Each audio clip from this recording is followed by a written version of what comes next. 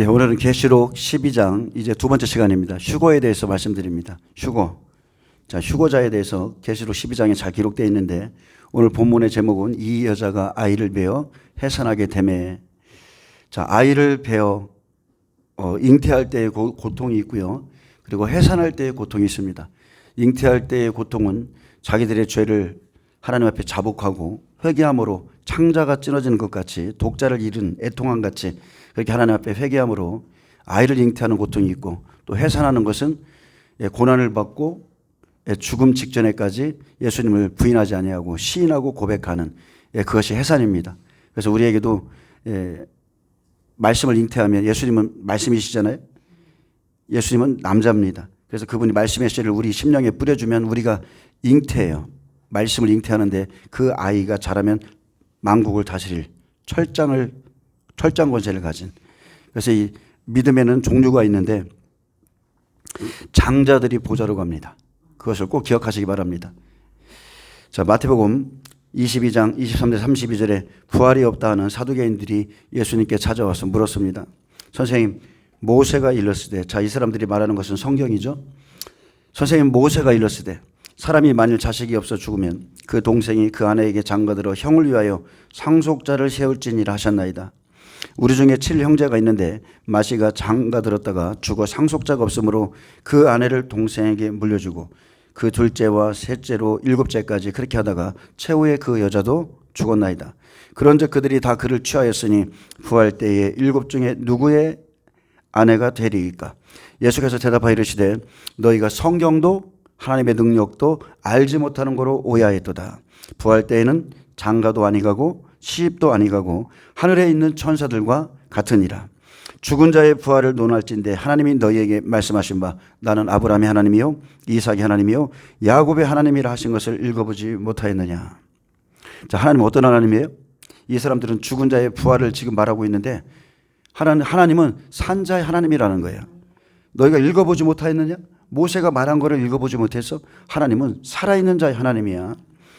하나님은 죽은 자의 하나님이 아니요 살아있는 자의 하나님이시니라.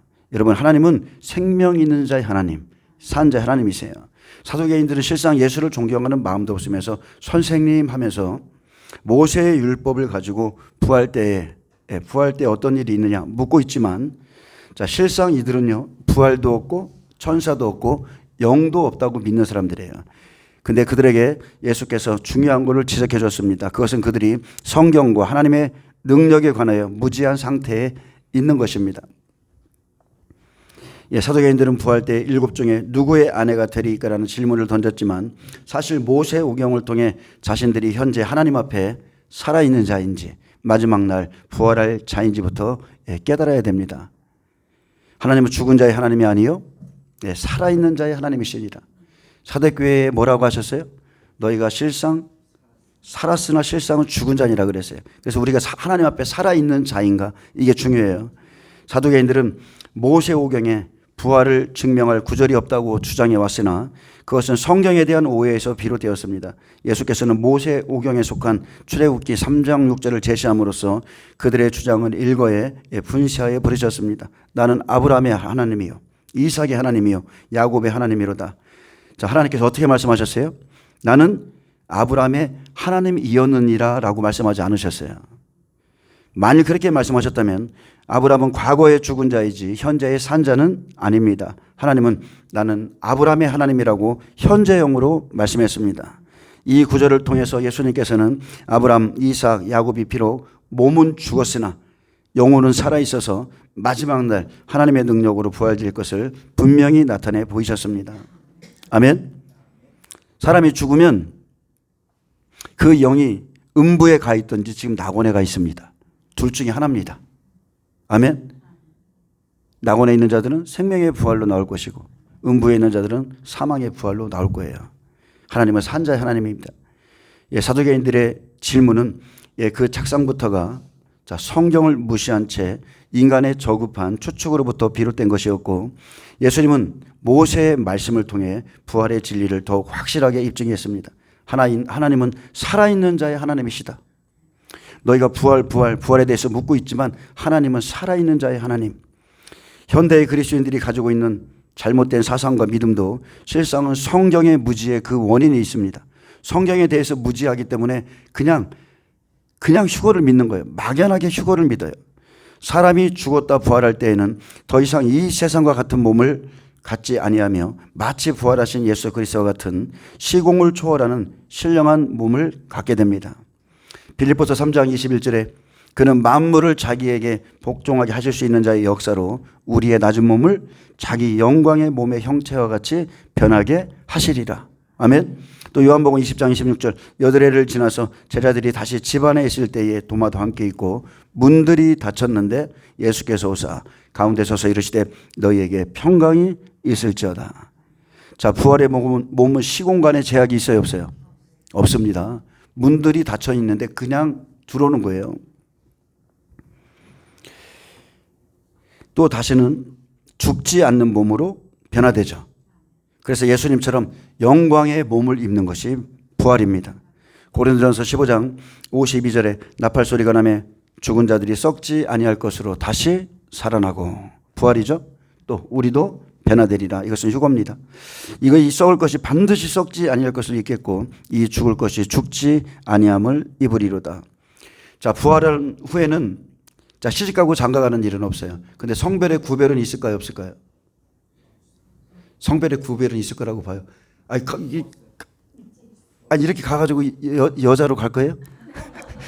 그 상태로 그냥 가는 거예요. 그 상태로. 천사와 같은데 그래도 그 형체는 부활한 후에는 성의 구별은 있을지라도 결혼하는 일은 없어집니다. 그런 일은 없어요. 결혼은 사람이 죽은 후 대를 잇기 위한 것인데 부활 때에는 다시 죽는 일이 없으므로 아이를 낳을 필요가 없어지기 때문입니다. 이런 의미에서 부활체 인간은 하늘에 있는 천사와 같아지는 것이고 하나님은 죽은 자의 하나님이 아니요 산 자의 하나님이신 것을 깨달아야 됩니다. 예수께서 사두개인들로 대답할 수 없게 하셨다는 말을 듣자 이제 바리새인들이 찾아와서 예수를 시험하려고 물었습니다. 선생님, 율법 중에서 어느 계명이 크니까? 굉장히 중요한 질문이죠. 이 사람들은 사두개인들이 부활에 대해 논의했고 예수님의 말씀을 듣고 대꾸할 수 없었다는 걸 알고 왔어요. 그러면서 이들이 물은 것은 어느 계명이 크니까? 그러자 예수님은 두 가지죠. 하나님 사랑과 이웃 사랑. 이 두 계명이 온 율법과 선지자의 강령이라 했습니다. 자, 부활 논쟁보다 중요한 것은 이 두 가지입니다. 왜? 천국에 들어갈 부활할 자격을 갖춰야 되잖아요. 그래서 부활 논쟁보다 중요한 것은 실상은 이 두 가지입니다. 내가 생명으로 부활할 자인가는 이 두 가지를 실천했느냐에 달려 있습니다. 내 마음을 다하고 목숨을 다하고 뜻을 다하여 주 너희 하나님을 사랑하라. 여기서 마음과 목숨 그리고 뜻은 서로 중복되는 개념들인데 자, 하나님을 사랑하는 데 투입해야 될 인간의 전 인격과 모든 능력을 가리킵니다. 하나님을 이렇게 사랑하라는 거예요. 또한 사랑에 대한 헬라어는 남녀의 사랑을 뜻하는 에로스나 또는 친구의 사랑을 뜻하는 필레오가 아니라 절대적인 사랑을 의미하는 아가페로서 그 사랑의 질을 밝혀줍니다. 이렇게 하나님을 사랑하라. 이렇게. 이처럼 전인격적으로 또한 절대적 헌신으로 하나님을 사랑할 때 우리는 우리 삶의 목적과 그 목적을 성취할 힘을 공급받으며 승리하게 됩니다. 그래서 우리는 하나님께 여러분 가장 최고의 것, 가장 값진 것을 드리시길 축복합니다. 가장 값진 봉사를 드리세요. 자, 둘째 계명은 내 이웃을 내 몸과 같이 사랑하라는 것입니다. 여기서 말씀하신 이웃에 대한 사랑은 하나님에 대한 사랑과 같은 맥락에서 행해져야 합니다. 즉 눈에 보이는 형제를 사랑하지 않는 자는 또한 눈에 보이지 않는 하나님을 사랑할 수 없다. 아멘. 요한일서에서 말씀하죠. 우리는 세상을 사랑하사 독생자를 주신 하나님 안에서 이웃을 사랑해야 함을 기억해야 됩니다. 왜냐하면 인간에 대한 사랑은 그리스도를 통해 나타나신 하나님의 사랑과 상통하는 것으로 상호간에 분리되어질 수 없기 때문입니다. 예수님은 이 두 계명이 온 율법과 선지자의 강령이다. 구약의 모든 말씀에 그냥 딱 두 가지로 말하면 이 두 가지라는 거예요. 하나님 사랑, 이웃 사랑. 즉 구약 전체가 가리키는 것은 이 두 계명에서 가르쳐주는 사랑을 실천하는 것이다. 사랑을 실천하지 않는다면 우리에게 성경도 무용한 것이 되고 맙니다. 하나님께서 제정하신 계명은 단지 존재하는 데 그 의미가 있는 것이 아니라 그 계명을 받은 자가 지키고 실천함으로써 그 의를 찾을 수 있습니다. 우리는 성경과 하나님의 능력에 대해서 오해하지 말고 하나님의 말씀을 온전히 깨달아서 그것을 실천하시기를 축복합니다. 사두개인들이 부활에 대해서 질문했듯 하나님 앞에 산자들이 부활하는 날, 바로 마지막 일곱째 나팔이 일어나면 그들과 함께 14만 4천이 휴거됩니다. 저는 지금 여러분에게 휴거에 대해서 말하는 거예요. 지난 시간에는 부활이 끝나면 그들과 함께 이제 휴거자들, 2000년 전 예수님께서 첫 열매로 순교하셨고 부활을 보이셨죠. 분명히 성경에는 다음에는 그가 강림하실 때라고 그랬어요. 강림하실 때 그에게 속한 자가 그 일에 참여합니다. 근데 계시록 12장에는 해를 옷 입은 한 여자, 바로 이방인 두 증인이 1260일 사역을 마치고 순교한 후 3일 반 후에 예수님이 공중에 강림하실 때 그에게 속한 자가 첫째 부활의 영광에 참여하고 바로 그들과 함께 이스라엘 14만 4천의 휴거가 일어납니다. 그래서 계시록 12장 1절부터 이제 한 구절 한 구절 다시 살펴봅니다. 계시록 12장은 이제까지 있었던 일을 쭉 순서대로 설명하면서 나팔절과 속죄절 거기서부터 이제 설명하는 거예요. 하늘에 큰 이적이 보이니 해를 옷 입은 한 여자가 있는데 그 발 아래는 달이 있고 그 머리에는 12벨의 면류관을 썼더라. 계시록 11장에 나오는 두 증인은 증인 중에 마지막으로 순교 또 부활할 자이기에 12장의 휴거자보다 먼저 앞서서 기록해 놨습니다. 성경은 그리스도 안에서 죽은 자들이 먼저 일어나고 그 후에 우리 살아남은 자들이 휴거될 것을 계속적으로 증거하고 있습니다. 여러분 하나님의 말씀을 그대로 믿으세요. 죽은 자의 부활도 일어나지 않았는데 그가 강림하시지도 않았는데 휴거가 있다는 것은 완전히 새빨간 거짓말입니다. 자, 하늘의 큰 이적, 초자연적인 징조로 보여주시죠. 해를 옷 입은 한 여자로 보여주셨는데, 자, 해를 옷 입었다는 것은 복음의 빛을 받은 여자라는 거죠. 예수님의 신부이게 여자로 표현했고, 이 여자는 복음의 신부입니다. 해는 대표적으로 이방인 두 증인이고 그 발 아래 달이 있다는 것은 이스라엘 백성을 의미하고 그 머리에 12벨의 관을 쓴 것은 12지파에게 줄 생명의 말씀을 쓰고 가는 여인이다. 그래서 12벨은 12지파의 종들에게 줄 말씀이고 관을 쓴 것은 사명을 말하죠. 그가 전하는 말씀은 면류관을 받을 만한 사명이다. 면류관을 받을 만한 말씀, 깊이 있는 말씀 그대로 가지고 와서 전하는 겁니다.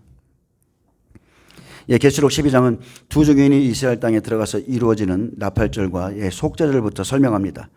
자, 이렇게 해를 옷 입은 한 여자가 달을 발로 밟으면 어떤 일이 일어나요? 2절에 이 여자가 아이를 베어 그럽니다. 아이를 뱄다는 것은 잉태한 거죠. 아이를 베어 해산하게 되매 아파서 애를 쓰며 부르짖더라. 자, 잉태하는 고통이 있고 복음 안에는 잉태하는 고통이 있고 해산하는 고통이 있어요. 이것은 이스라엘 14만 4천 뿐만이 아니라 저와 여러분도 똑같습니다. 자, 이 여자가 아이를 베어 이스라엘 백성이 복음을 받는 것을 의미합니다. 해를 옷 입은 한 여자가 복음의 씨를 그들에게 넣어주죠. 예수님 편에서 볼 때 그들은 여자예요. 마태복음 13장 예수님이 씨 뿌리는 비유 설명하면서 사람들이라고 그랬잖아요. 사람들의 심령에다가 씨를 뿌려주는 거랑 똑같습니다. 이스라엘 백성이 두 증인이 전하는 복음의 말씀을 받아들여 7개월 동안 통회하고 자복하면 아이를 잉태하죠. 예수님을 잉태합니다. 사라도 그랬고 한나도 그랬고 마리아도 마찬가지입니다. 내게 아들이 있으리라. 이 말씀을 잉태한 것처럼 이 여자는 이스라엘 백성 장자 14만 4천으로 복음의 씨를 받아들임으로 잉태할 때는 여자의 믿음, 해산할 때는 남자의 믿음. 아멘. 자, 아이를 배웠다는 것은 복음의 말씀을 듣고 말씀을 잉태하는 것이고 잉태할 때 잉태의 고통이 있습니다. 또 해산의 고통도 반드시 치러야 됩니다. 속죄절을 통해서 7개월 동안 통해 자복하는 잉태의 고통이 있고, 자, 계시록 8장 4절에 나오죠. 7개월이 끝나고 첫 번째 나팔이 부러지면 그때부터 14만 4천이 자기 민족의 생명을 이끌어 나갈 때는 그들은 남자입니다. 장차 철장으로 만국을 다스릴 남자. 12제자들이 말씀을 들을 땐 여자의 믿음이죠. 근데 사도행전에서 이제 사도로 나갈 땐 남자의 믿음, 철장 권세 가지고 나가잖아요. 예수의 이름으로 기적, 표적, 이적, 말씀이 막 계속 흥황하고 하루에 3,000명씩 회개하고 5,000명 돌아오고 막 이런 역사가 그렇게 일어나는 겁니다. 그래서 말씀을 가르침을 받아야 될 때가 있어요. 그때는 여자의 믿음으로 그냥 계속 받아야 됩니다. 계속 깨달아야 돼요. 그리고 하나님께서 내보낼 때는 강력하게 남자의 믿음으로 나가는 거죠. 그래서 장자, 아이를 끌어올려 가잖아요, 하늘로. 여러분, 남자의 믿음만이 보좌로 가는 거예요. 아멘. 성경에서는 남자는 주의 종들을 말하고 여자는 성도들을 의미합니다. 자, 계시록 7장 14절에 큰 환란에서 나온 14만 4천은 이마에 천사의 인침을 받은 하나님의 종들입니다. 생명의 말씀을 듣고 아이를 잉태한 후 해산한 자들. 여기서 해산한다는 뜻은 죽기까지 예수 그리스도를 증거하고 자기를 해하는 핍박을 주는 사람들 앞에서 예수를 시인하고 고백함으로 자기 안에 있는 생명을 내놓는 것이 해산한다는 뜻이에요. 아멘. 이 여자 안에 있는 아들의 생명, 철장으로 만국을 다스릴 남자, 아파 부르짖으면서 해산합니다. 저도 그렇고 이제 앞으로 여러분도 마찬가지예요. 앞으로 이제 한일회가 시작되고 전 세계에서 이제 그리스도인들에 대한 핍박이 시작되면 여러분은 내 안에 있는 생명을 내놓는 것, 예수님을 사람들 앞에서 시인하고 또 어떤 사람들은 부인도 하겠지만 시인하고 고백함으로 인해서 여러분은 생명을 내 안에 있는 생명을 해산하는 겁니다. 아멘. 자, 계시록 12장에 나오는 세 여자 먼저 번에 정리했죠. 여자는 신부입니다. 자, 한 여자는 모세와 엘리야 같은 두 증인.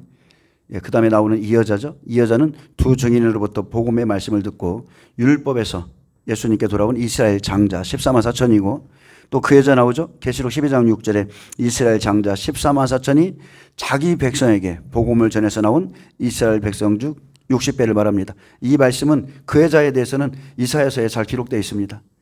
자기 민족만 출산하는 거예요. 세계의 거민은 출산하지 못합니다. 왜냐하면 이방인의 충만한 수가 차고 마지막에 복음이 이스라엘로 들어가기 때문에 14만 4천은 아무리 장자라도 자기 민족에게 복음 전하다가 끝나는 거예요. 여자 중에는 생명으로 가는 자 중에 세 여자가 있고요. 생명으로 가는 세 여자가 있고, 자, 음녀를 비롯하여 생명 없이 가는 여자들도 있습니다. 계시록 12장 6절 그 여자가 광야로 도망하며 거기서 1260일 동안 그를 양육하기 위하여 하나님께서 예비하신 곳이 있더라. 자, 그 여자는 부활과 휴거 이후에 예비처로 들어가는 여자죠. 새 땅 천년왕국에 들어가기 위해 후 3년 반 1260일 양육받습니다. 천년왕국에 살 거 교육받으러 들어갑니다. 이스라엘 백성 예수님 앞에 돌아오면 여자.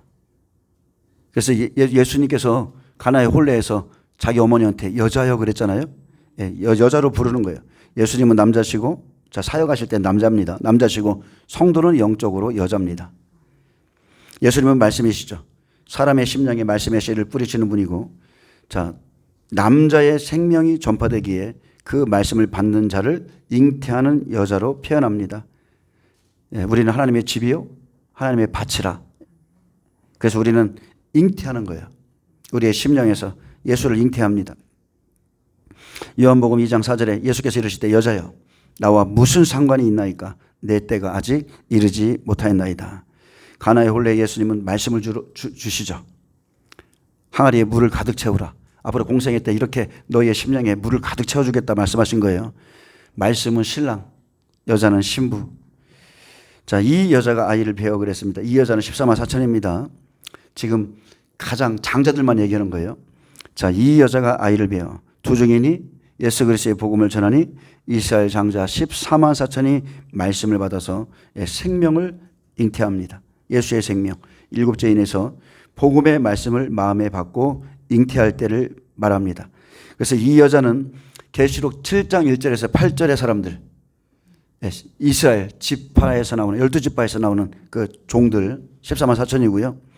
즉 일곱째인이 떼지면 7개월 동안 통해 자복하죠. 하나님 앞에 회개하고 하나님의 인침을 받는 이스라엘의 장자들을 말합니다. 14만 4천. 그래서 계시록 7장 4절에 인침을 받은 14만 4천은 하나님의 종들이에요. 종들로 자기 민족에게 복음을 전하고 보호자로 올라갈 사람들. 장차 철장으로 만국을 다스릴 남자입니다. 그래서 우리가 자기 믿음을 잘 점검하셔야 돼요. 자기 믿음. 나의 믿음은 내가 지금 어떤 믿음을 가져놓은지도 모르면서 다 그냥 이렇게 막연하게 생각하시면 안 돼요. 이사야 26장 17절은 말합니다.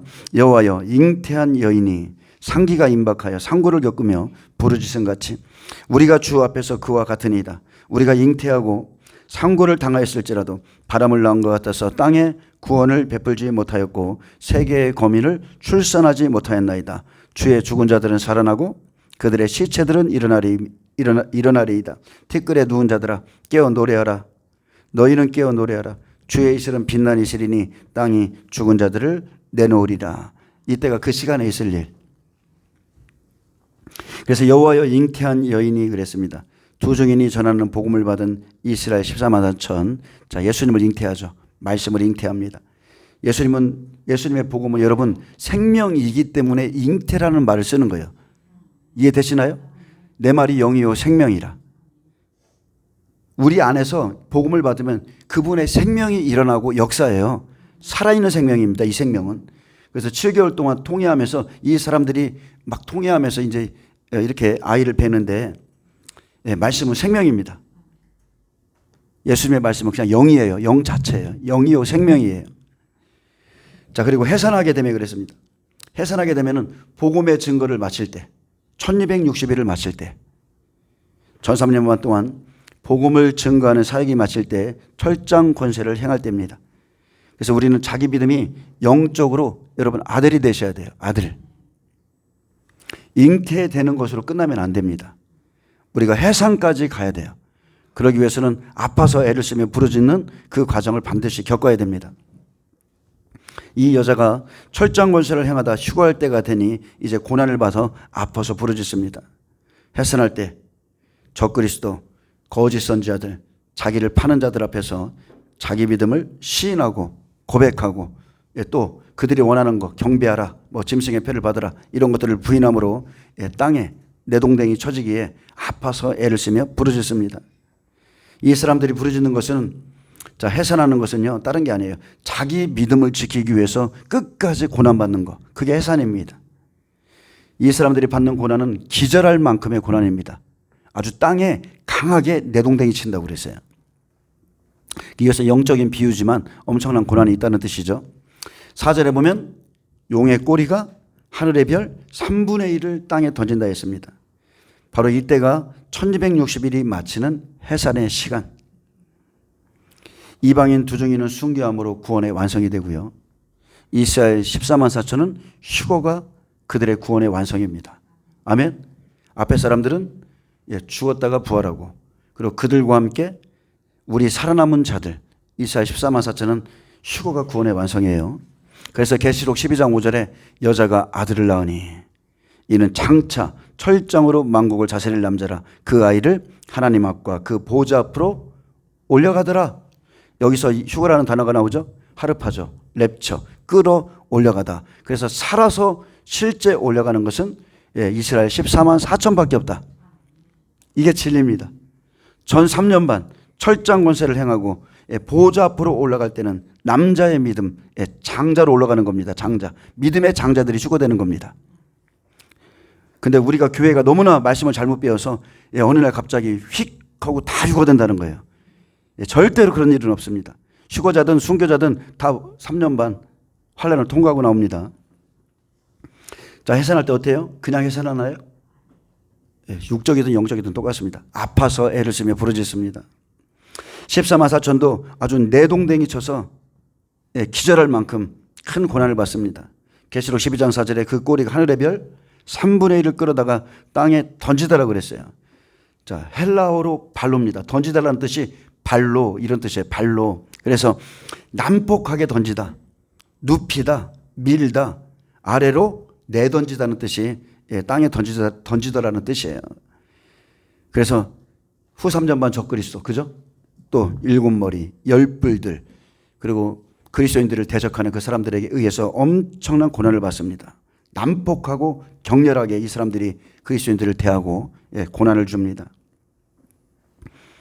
세상의 모든 권세자들이 참된 그리스도인들에게 고난을 주며 자 우상을 숭배하라, 숭배케 하고 또 짐승의 표를 받으라 강요하지만 자, 주의 말씀을 지키려고 끝까지 고난을 당하다가 이 사람들이 휴거됩니다. 마태복음 10장 22절을 또 너희가, 자, 일단은 이게 중요하죠. 너희가 누구예요? 복음의 증인들. 아멘. 제자들. 12제자잖아요. 하나님의 증인들. 백배들입니다. 또 너희가 내 이름으로 말미암아 모든 사람에게 미움을 받을 것이나 끝까지 견디는 자는 구원을 얻으리라. 이 동네에서 너희를 박해하거든 저 동네로 피하라. 왜 피해요? 이 사람들은 지금 복음을 전하고 있거든요. 내가 진실로 너에게 이르노니 이스라엘의 모든 동네를 다 다니지 못하여서 인자가 오리라. 육라팔 유브라데까지 복음이 들어가면 끝입니다. 자, 이사야 26장 16절에 18절에 이스라엘 백성들이 돌아올 때 이때 말씀을 잉태합니다. 여호와여 그들이 환난 중에 주를 앙모하여 싸우며, 주는 메시아죠. 예수입니다. 예수님을 사모했다고 그랬어요. 주의 징벌이 그들에게 임할 때에 그들이 간절히 주께 기도하였나이다. 자, 그들이 언제 기도합니까? 우리가 쭉 살펴봤잖아요. 7죄인이죠. 계시록 8장 7죄인. 천사가 금향료를 가지고 많은 향을 받습니다. 성도의 기도와 합하여 보좌 앞 금 제단에 드리고자 기도를 받죠. 그들이 간절히 주께 기도하였나이다. 여호와여 잉태한 여인이, 이 사람들은 잉태를 7개월 동안 회개합니다. 이방인 두 증인이 생명의 씨를 계속, 말씀의 씨를 심기 때문에 이 사람들이 생명의 말씀을 받고 예수를 잉태하죠. 그리고 상기가 임박하여, 자, 해산할 때가 되었죠. 상고를 겪으며 부르짖음같이, 자, 이 사람들이 부르짖는데 어디서 부르짖습니까? 자기들을 박해하는 자들 앞에서, 자기들을 죽이는 자들 앞에서 시인하고 고백하는 고통의 대가가 있습니다. 우리가 주 앞에서 그와 같으니이다. 우리가 주 앞에서 그와 같으니이다. 자, 고난 가운데 신앙을 고백합니다. 우리가 그렇습니다. 자, 하나님의 보좌는 여러분 그냥 올라가는 게 아니에요. 해산하는 고통을 반드시 치러야 돼요. 마태복음 5장 심령이 가난한 자는 복이 있나니 천국이 그들의 것이며, 이렇게 시작해서 마지막까지 가야 돼요. 의를 위하여 핍박을 받는 자 천국이 그들의 것이라. 거기까지 가셔야 돼. 그래서 마태복음 10장은 자, 마지막 때 있을 일이죠. 자, 31절에 뭐라고 합니까? 두려워하지 말라. 두려워하지 말라. 왜 두려워하지 말라? 우리를 몸과 영혼을 몸을 죽이는 자들 앞에서 두려워하지 말라는 뜻이잖아요. 두려워하지 말라. 너희는 많은 참새보다 귀하니라. 제자들에게 너희는 많은 증인들보다, 다른 증인들보다 더 귀한 자야. 마지막 때 두 증인 14만 4천은 훨씬 귀합니다. 그래서 두려워하지 말라. 너희는 많은 참새보다 귀하니라. 누구든지 사람 앞에서 나를 시인하면 나도 하늘에 계신 내 아버지 앞에서 그를 시인할 것이요. 누구든지 사람 앞에서 나를 부인하면 나도 하늘에 계신 내 아버지 앞에서 그를 부인하리라. 그대로 갚아주십니다. 여섯째 나팔에 순교함으로 또 고난을 이김으로 휴거되는 자들이 있는가 하면 예수님을 사람들 앞에서 부인함으로 인해서 둘째 화를 당하는 사람들도 있어요. 사람 앞에서 부인할 수도 있었지만 시인하고 고백하는 것은 내 안에 예수를 인정하고 해산하는 겁니다. 나의 믿음을 드러내는 거예요. 몸을 죽이는 사람들 앞에서 드러내는 거예요. 그래서 비록 몸은 죽일지언정 예수를 시인하고 고백한 그들의 영은 죽이지 못합니다. 이 사람들이 주 앞에 살아있는 자입니다. 아멘. 마지막 때 백배 증인들을 순교라니까요. 이스라엘 14만 4천만이 휴거됩니다. 18절에 우리가 잉태하고 상고를 당하였을지라도 바람을 낳은 것 같아서 땅에 구원을 베풀지 못하였고 세계의 거민을 출산하지 못하였나이다. 세계의 거민 생산치 못합니다. 자, 초림의 예수님 때 이 유대인들이 나가서 세계의 거민을 출산했죠. 전 세계로 나가서 생산했는데, 생명을 생산했는데 마지막 때는 안 그렇죠. 왜? 모든 이방인에게 지금 복음이 다 들어갔고 이방인의 수가 충만하게 되니까 한일회가 시작되거든요. 이스라엘 백성들이 환난 중에 여호와를 사모하며 간절히 기도할 때 이방인 두 증인이 생명의 말씀을 그들의 심령에 떨어뜨림으로 그들이 아이를 베어 잉태하고 또 상고를 치르며 해산하지만 그들은 땅에 구원을 베풀지 못하고 세계의 거민을 출산하지 못하고 초림과 틀립니다. 자기 백성만 구원하고 끝납니다. 그렇게 마치는 거예요. 자기 민족에게 복음 전하고 그냥 마칩니다. 이방인의 수는 다 찼습니다. 그래서 이스라엘 장자 14만 4천은 자기 민족인 이스라엘 60배, 그죠? 이스라엘 30배만 출산하고 그들의 사명은 거기서 마칩니다. 다니엘서 9장 24절에서 27절에 이스라엘의 구원사는 70이래로 정했습니다. 내 백성과 내 거룩한 성을 위하여 70이래를 기한으로 정하였나니 허물이 그치며 죄악이 용서되며 영원한 의가 드러나며 환상과 예언이 응하며 또 지극히 거룩한 이가 기름 부음을 받으리라. 그러므로 너는 깨달아 알지니라. 예루살렘을 중건하라는 영이 날 때부터 기름 부음을 받은 자 곧 왕이 일어나기까지 7이레와 62이레가 지날 것이요 그 곤란한 동안에 성이 중건되어 광장과 거리가 세워질 것이며 62이레 후에 기름 부음을 받은 자가 끊어 없어질 것이며. 자, 그래서 예수님의 십자가의 죽음이죠. 이것은 성취됐습니다. 장차 한 왕의 백성이 와서, 자, 로마 디도 장군이 오죠. 그 성읍과 성소를 무너뜨리려니와. 예루살렘 성전 무너져요. 이것도 성취됐습니다. 그의 마지막은 홍수에 휩쓸림 같을 것이며 또 끝까지 전쟁이 있으리니 황폐할 것이 작정되었느니라. 그가 적그리스도죠. 장차 많은 사람들과 더불어 한 일해 동안의 언약을 굳게 맺고 7년의 평화협정조약 맺습니다. 그가 그 일해의 절반에 제사와 예물을 금지할 것이며 또 포악하여 가증한 것이 날개를 의지하여 설 것이며 또 이미 정한 종말까지. 여러분, 종말은 이미 다 정해져 있어요. 7일에 그리고 62일에는 다 끝났어요. 이제 한 일에만 남았습니다. 종말은 정해져 있어요. 이 세대가 지나기 전에 이 일 다 일어납니다. 또 이미 정한 종말까지 진노가 황폐하게 하는 자에게 쏟아지리라 하였느니라 하니라. 우리가 믿어지든 안 믿어지든 종말은 하나님이 이미 정해놓으셨고요. 이미 62일에 7일에 69일에 다 끝났어요. 한 일에만 남았습니다. 이미 역사법으로 62일에 또 성전법으로 7일에 즉 69일에가 지났고 마지막 한 일에 7년은 이방인을 위한 것이 아니죠. 이방인의 충만한 수가 차고 한 일회가 시작되기 때문에 오직 이스라엘 백성을 위한 구원사만 남아있습니다. 엄청난 부흥이 이스라엘 땅에 있습니다.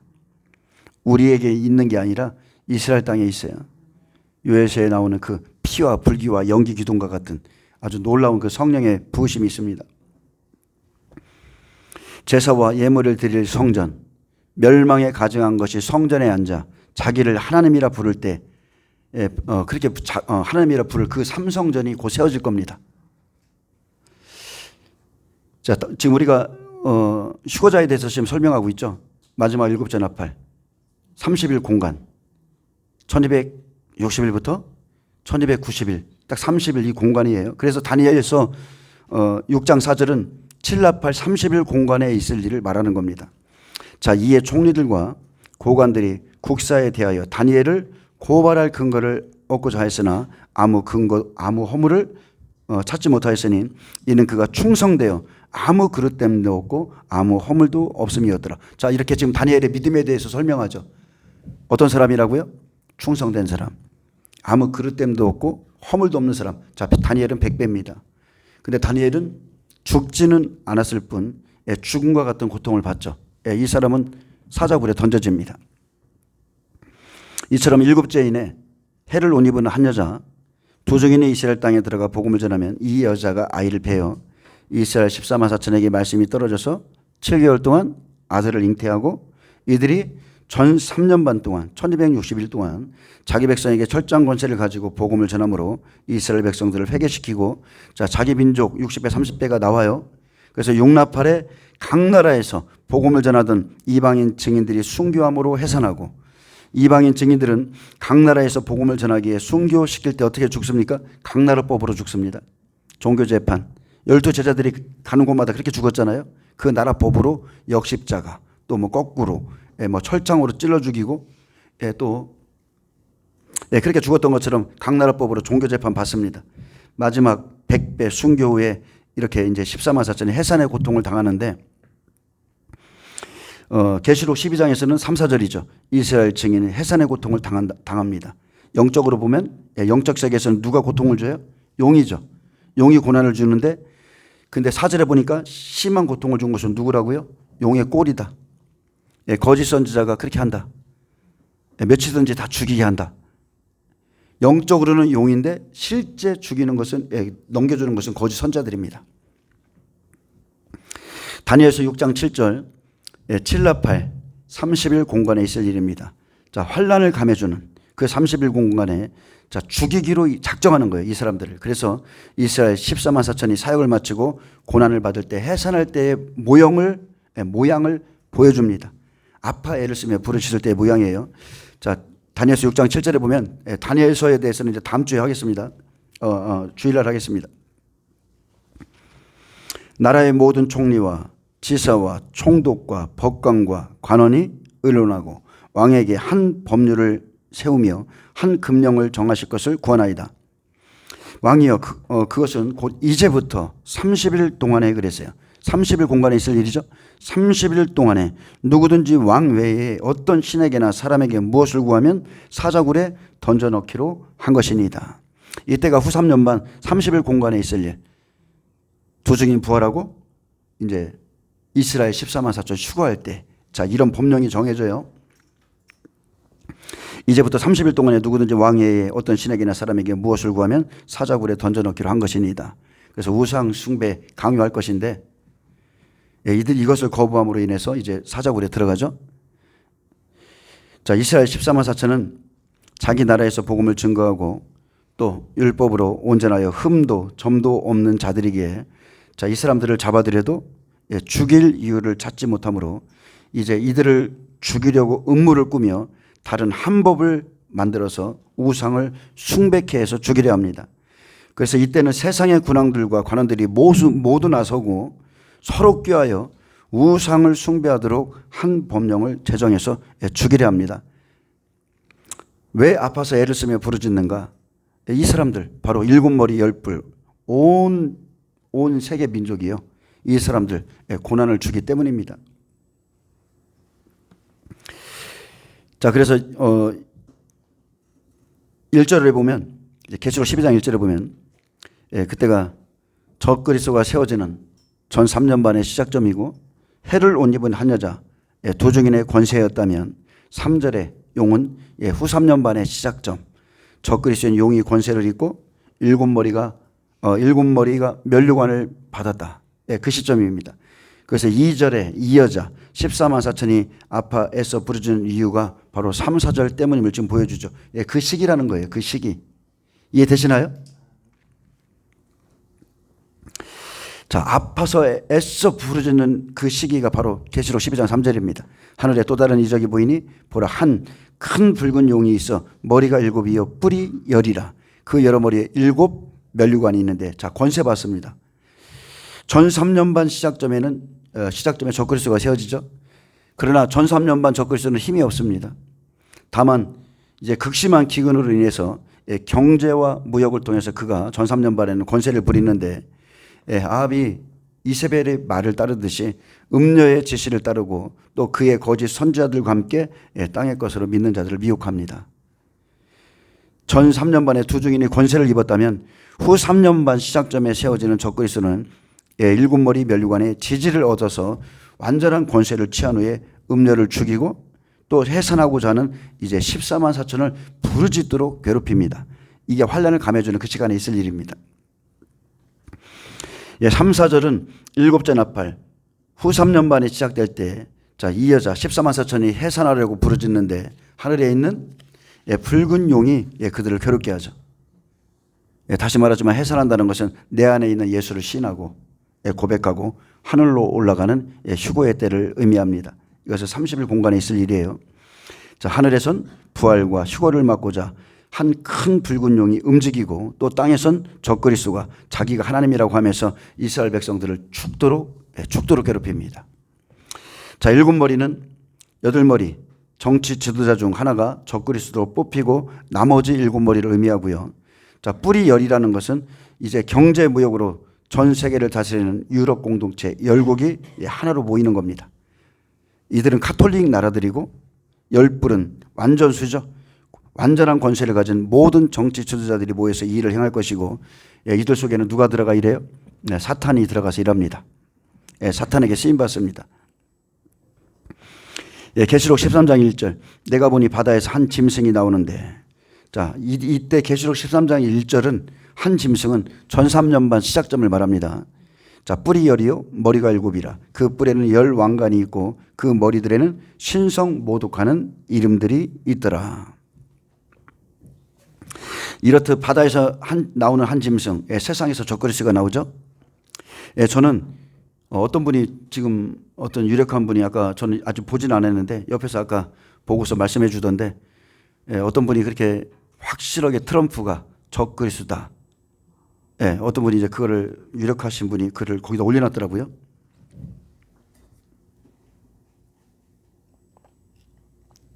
성경에서 말하는 적그리스도가 트럼프가 될 것이다. 그분이 그렇게 했는데 저도 그렇게 믿고 있습니다. 뻔뻔하고 속임수에 능하고 트럼프만한 사람은 없어요. 뭐 어떤 사람들은 큐시너 그의 사이 여러 가지를 말하는데 그 사람들은 뻔뻔하거나 속임수에 능하거나 그러진 않고 딱 보면 알죠. 딱 보면 그냥 트럼프가 그는 자기가 적그리스도인 것처럼 수도 없는 많은 것들을 내보냈어요. 자, 그리고 뿔이 열이요 그랬습니다. 열은 완전수죠. 적그리스도에게 붙어있는 권세자들, 이들이 적그리스도와 함께 세상 경제를 완전히 주관하고 그리고 전삼년반을 이렇게 이끌어갑니다. 자, 뿔은 권세를 상징하고 머리는 지도자죠. 정치가들이고, 자, 그리고 실제 적그리스도에게 완전한 권세가 들어가는 것은 후삼전반입니다. 후삼전반에 적그리스도에게 완전한 권세가 주어지죠. 용이 짐승에게 권세를 줍니다. 그 뿔에는 열 면류관이 있고 그랬습니다. 적그리스도에게 속한 7머리 10뿔이 있습니다. 그들도 사명을 가지고 일하고, 기근 때는 자, 전 3년반에는 엄청난 기근이 시작되죠. 그 기근 때는 다른 게 없어요. 먹는 거. 경제가 면류관이에요. 경제가 권세입니다. 힘입니다. 적그리스도가 모든 정치들과 함께 경제를 주관하면서 하나님과 그의 택하신 백성들을 대적합니다. 전 3년반에는 한 데나리온의 미란데, 한 데나리온의 보리석대가 이루어집니다. 그것을 받고자 하나님의 백성들이 준비되지 않으면 이들에게 짐승의 패를 받을 수밖에 없어요. 계시록 12장 3절 그 여러 머리에 7 왕관이 있는데 그랬습니다. 이 시기는 틀리죠. 자, 계시록 13장 1절은 전 3년반이 시작되는 시점. 계시록 12장 3절은 이 시기는 후 3년반 적그리스도가 권세를 받을 때를 말하는 겁니다. 그래서 후 3년반 이 여자가 아파 애를 쓰며 해산할 때 후 3년반 시대를 나타내고 75일 공간 안에 있을 일을 지금 말하고요. 계시록 13장 1절에 뿔이 열이요 머리가 7이라. 이것은 10뿔의 면류관이죠. 이 시점이 바로 전 3년반 적그리스도가 세워질 때 전 3년반 시대를 나타냅니다. 그래서 7년 기근 때는 다시 말하지만 경제가 면류관이고 경제가 권세입니다. 경제를 가지고 권세를 부려요. 지금도 우리가 기름값이 올라가지고 엄청 어려움을 겪고 있잖아요. 사업하시는 분들 굉장히 힘듭니다. 공장도 그렇고. 자, 짐승이 나오면 자, 두 가지 일을 합니다. 우사에게 경배하게 하는 거. 그리고 짐승의 패를 받지 않으면 매매할 수 없는 시대로 들어서는데, 자, 분명히 주님이 인자가 올 때 노아의 때와 같다 했습니다. 노아의 때와 같다. 그래서 또 우리가 지금 은혜 시대는 야곱 시대잖아요.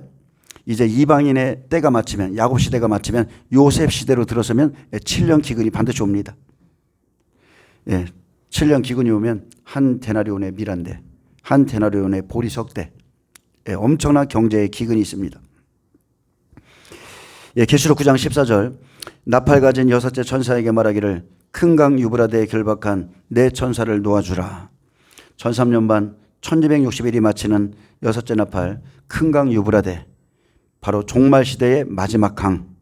창세기 2장 10절에서 14절. 자, 내 강은 내 시대를 나타낸다고 그랬죠.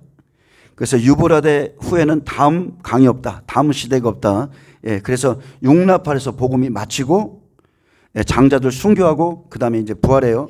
부활하고 이제 휴거가 있는데, 자, 여러분에게 지금 반복해서 말씀드리는 거예요. 계시록 9장 18절. 계시록 9장 18절은 100배 순교자에 대해서 말합니다. 3분의 1을 순교시킵니다. 유브라데에 묶여있던 천사가 놓이면 3분의 1을 순교시켜요. 반면에 20절은 또 3분의 1이 우상숭배로 떨어집니다. 세 부류가 있습니다. 세 부류. 자, 18절에 이 세 재앙 곧 자기들의 입에서 나오는 불과 연기와 유황으로 말미암아 사람 3분의 1이 죽임을 당하니라. 그래서 백배들 여기서 순교하고요. 근데 백배도 세 종류가 있다고 그랬죠. 육나팔의 순교자 3분의 1, 우상 숭배자 3분의 1, 수거자 3분의 1 이렇게 종류대로 3분의 1이 떨어집니다. 예, 다니엘은 믿음으로 따진다면 백배입니다. 예, 그의 믿음에는 흠이 없어요. 이스라엘의 백배 14만 4천이 고난당하는 모습을 다니엘을 통해서 우리에게 보여줍니다. 다니엘서 6장 4절에 이에 총리들과 방백들이 국사에 대하여 다니엘을 고소할 틈을 얻고자 하였으나 능히 아무 허물을 얻지 못하였으니 그가 충성되어 아무 그릇함도 없고 아무 허물도 없음이었더라. 자, 다니엘이 어느 날 갑자기 백배가 됐나요? 이런 믿음을 가졌나요? 절대 그렇지 않습니다. 다니엘도 하나님이 이를 훈련하는 시간이 있었고 믿음을 준비하는 시간이 있었습니다. 그에게는 결단이 있었어요. 그는 어린 날 포로로 잡혀갔지만 마음과 뜻을 정했고 우상에게 절하고 나온 왕의 진미, 육류를 거부하고 채식만 먹고 견디는 믿음의 시간들이 있었습니다. 내가 하나님의 종으로서 하나님의 섬기는 자로서 내가 절대 그 음식은 받아 먹지 않겠다. 그러면서 그런 결단도 있었고 다니엘이 총리가 되었을 때 다리오의 총리들과 고관들이 다니엘을 시기해서 고발할 근거를 찾고자 했지만 아무 근거, 아무 허물도 찾지 못하였습니다. 예, 그가 충성되어 아무 그릇됨도 없고 아무 허물도 없었기에 이제 그를 고발하고자 한 법률을 세워 우상에게 경배할 수밖에 없는 법을 만들어 죽이고자 했지만 자, 그는 여전히 우상에게 경배하지 않았고 전에 하던 대로 예루살렘을 향해서 창문을 열고 하루에 3번씩 무릎을 꿇고 하나님께 기도했습니다. 이 소식이 이제 왕의 귀에 들어가죠. 왕이 다니엘을 굉장히 사랑했어요. 근데 이 소식을 법령을 제정하고 나서 이제 그의 낯빛이 이제 달라지죠. 여러분 생각해 보세요. 다니엘의 믿음이 이렇습니다. 자, 고난이 왔습니다. 이 사람의 이제 믿음의 증거가 드러나잖아요. 그럼 이 시대를 한번 비춰볼까요? 이 시대에 믿음의 백배들이라고 말하시는 목사님들. 쉽게 말하면 우리가 일제 신사 참배까지 갈 필요도 없어요. 우리가 코로나 때 잠시 그 조그만 그 소동 하나에 교회 안에서 그동안에 다니엘을 설교했던 그 목사님들, 그의 믿음을 본받아라. 얼마나 많이 설교했습니까? 유튜브에 올라와 있잖아요. 근데 전염병이 딱 도니까 제일 먼저 문 닫아.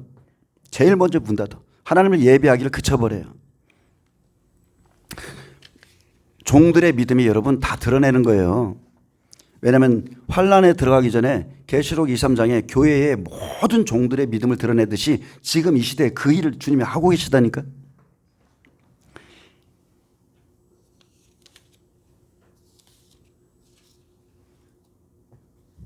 여러분 주님이 하시는 일을 인정하셔야 돼요. 주님은 모든 사람의 지금 모든 것들을 숨겨져 있는 것들을 지금 다 드러내고 계세요. 그런데도 그렇게 드러내도 그 사람을 쫓아가고 그렇게 교회에서 간음해가지고 문제가 생겼는데도 여전히 그 종을 섬기고 있고 여전히 우상숭배 에큐메니컬 운동을 하고 그런 것들을 끌어들이는데도 여전히 거기 남아서 그 교회에서 예배드리고. 자, 여러분 결단하셔야 되는 겁니다. 결단. 내 영혼의 생명을 위해서는 내가 도대체 결단하셔야 돼요. 자, 이 소식을 이제 왕이 접했습니다. 그리고 다니엘을 불러다가 회유하죠. 다니엘아, 네가 어떻게 이렇게 하느냐. 근데 회유해도 안 되니까 어떻게 해요? 이제 다니엘을 끌어다가 사자굴에 던져 넣으라 명령합니다. 근데 하나님께서 어디 계세요? 사자굴에 기다리고 계신 거예요. 하나님께서 사자굴에서 다니엘을 구원하는 겁니다. 마지막 때도 똑같습니다. 여러분 다 죽게 생겼는데 그 자리에 떨어질 때 구원하시는 거예요. 하나님의 다니엘의 믿음을 끝까지 보셨고 사자굴에 던져진 다니엘을 죽음에서 건지시죠. 이렇게 그는 죽지 않았지만 죽음에서 건짐을 받습니다. 14만 4천이 이렇게 이제 휴거돼서 올라가는 겁니다. 100배들 사자굴에서 나오고 60배들 7배나 뜨거운 풀무불에서 고난받고 나옵니다. 그러나 계시록 9장 20절에 보니까 누가 있어요? 우상숭배하는 사람들. 이 고난을 견디지 못하고 우상숭배로 떨어지는 자들이 있어요. 이 사람들은 종들입니다. 이 재앙에 죽지 않고 남은 사람들은 그 손으로 행하는 일을 회개치 아니하고 오히려 여러 귀신과 또는 보거나 듣거나 다니거나 하지 못하는 금, 은, 동과 목석의 우상에게 절하고. 절함으로 인해서 사는 사람들. 자, 이 재앙에 죽지 않고 남은 사람들은 이 사람들이 능력이 있어서 착해서 살아남은 게 아니라 우상을 숭배한 자라는 거예요. 짐승의 표를 받은 자입니다. 이 사람들은 지금 성도들이 보기에 육으로는 살았지만 하나님 앞에는 죽은 자다. 우상 숭배자로 떨어진 자다. 그리고 계시록 12장 4절은 이제 3분의 1이 땅에 던져지죠. 여기서는 이스라엘 휴거자들이 던져집니다. 그러니까 3분의 1, 3분의 1, 3분의 1이에요. 자, 그 꼬리가 하늘의 별 3분의 1을 끌어다가 땅에 던지더라. 용이 해산하려는 여자 앞에서 그가 해산하면 그 아이를 삼키고자 하더니. 자, 그 꼬리는, 용의 꼬리는 거짓 선지자들이죠. 이들이 바로 하늘의 별 3분의 1 하나님의 종들을 끌어다가 땅에 던져버림으로 엄청난 고통과 타격을 줍니다. 하늘의 별 3분의 1을 끌어다가 땅에 던지더라. 하늘의 별은 백배들이죠. 하나님의 종들로 휴교할 이스라엘의 14만 4천이고, 자, 이 사람들은 죽이지는 못합니다. 죽이지는 못하니까 끌어다가 땅에 던지죠. 쉽게 말하면 내동댕이 친다는 거예요. 내동댕이 칩니다. 누가복음 21장 26절 사람들이 그랬어요. 자, 어떤 사람이라고 그랬습니다. 원문에 보면 어떤 사람들이 세상에 임할 일을 생각하고 무서워함으로. 자, 무서워한다는 것은 놀라고 공포에 빠지고, 자, 두려움 속에 이제 두려워하는데, 자, 무서워함으로 그랬죠. 함으로라는 것은 뭐뭐 것으로부터 떨어진다는 뜻이에요.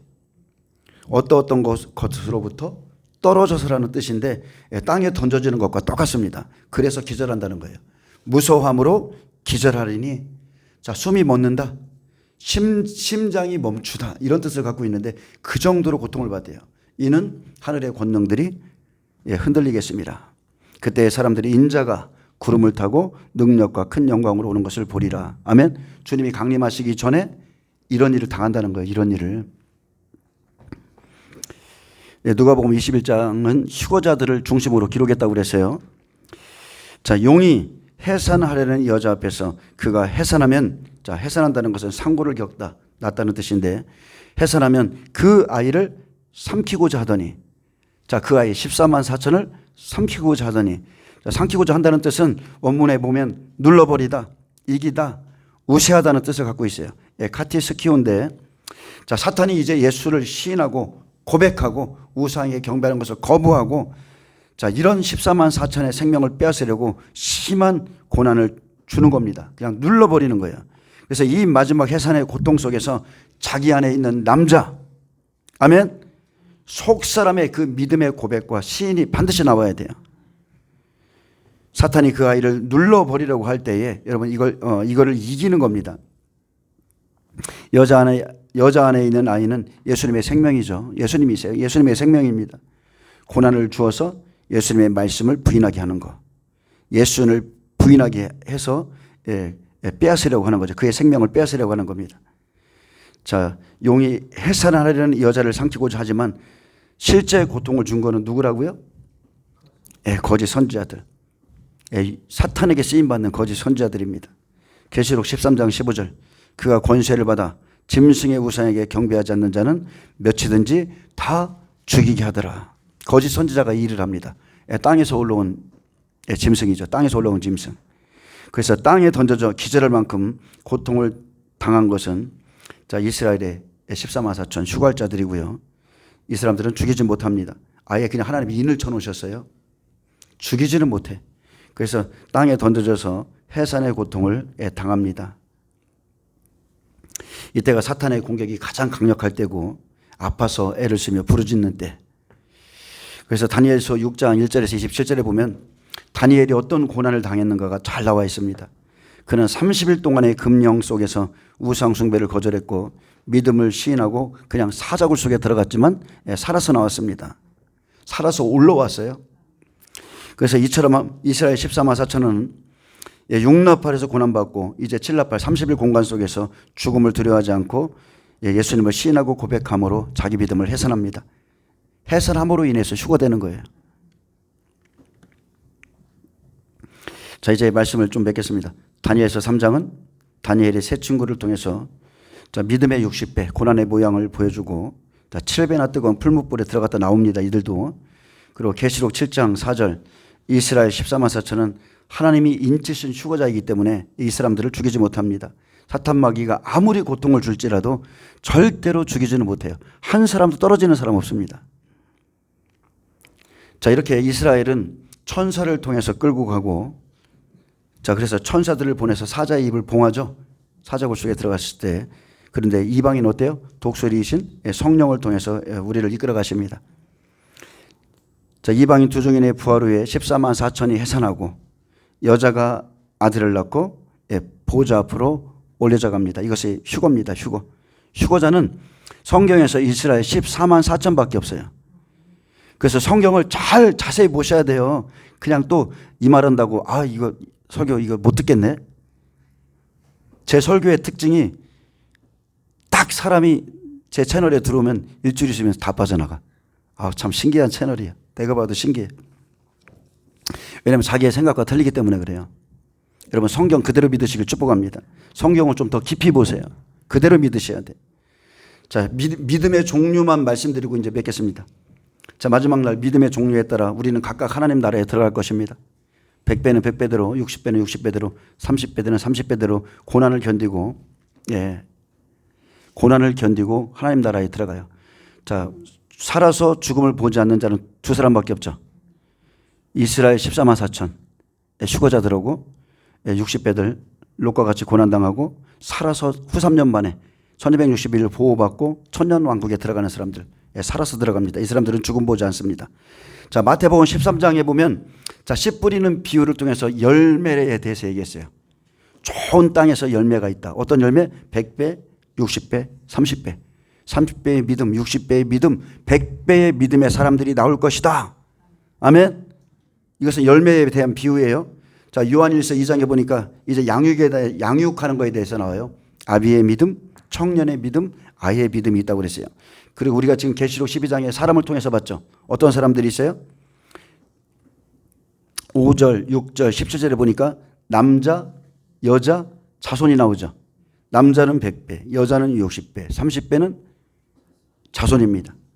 자, 우리가 성소법으로 보면, 제사법으로 보면, 자, 성막 안에 뭐가 있어요? 지성소, 성소, 뜻이랑으로 나뉘죠. 지성소 100배, 성소는 60배, 30배입니다. 그리고 그 다음에 뜻신앙은 버려질 자들이고, 계시록 11장에 보니까 어때요? 계시록 11장 1절에 보니까 성전과 제단과 그 안에서 경배하는 자가 있고, 자, 이 성전, 제단 그 안에서 경배하는 자는 100배, 60배, 30배가 있고요. 또 2절에 보니까 이방인에게 넘겨줄 성전 바깥 마당이 있다고 그랬어요. 이것은 뜻신앙입니다. 여기에 믿음에 들어가지 않아요.